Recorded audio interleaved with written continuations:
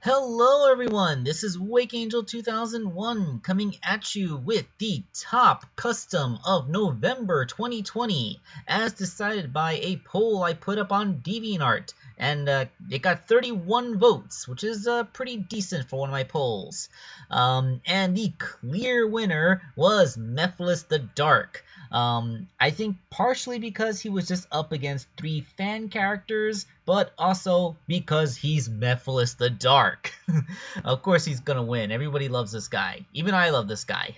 A lot of people want him to come back, even though he was in one of the worst games in the franchise, which really is saying something, isn't it? Okay, so there was this trick that I learned. So let me try something here.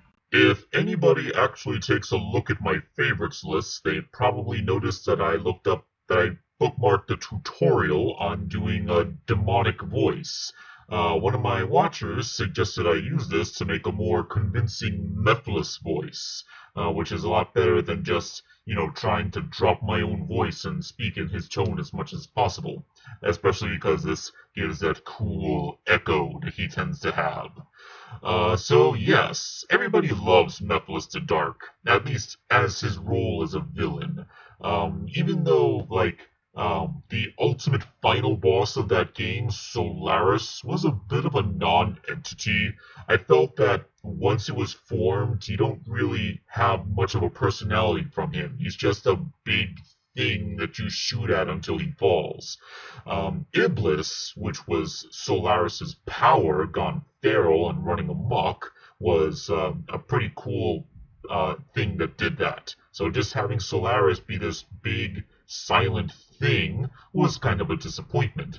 But Mephiles had personality. He was the sentient core, the mind of Solaris. So, of course, he was the more compelling villain. I mean, his story arc is that he is an entity separated from his power source, which he is trying to reclaim. He steals the power from Shadow, so that he is able to distort space-time, and he uses Shadow's power to absorb chaos energy so that he can activate his own time manipulation powers. And then once he reemerges with Iblis and becomes his true form, I would have liked to have a Solarian monologue. Then again, I suppose once he became Solaris, he doesn't really have anything to say to anybody else.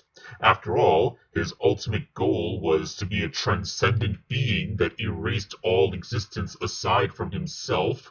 So what exactly would he have to say to anything? I mean, it's not like you talk to the dust mites that live on your coffee table as you're cleaning it, right? But I don't know. I really liked Mephiles as a villain, and I think if some of his personality could have been brought to the fore when he turned into Solaris, then it might have been an improvement on the final endgame.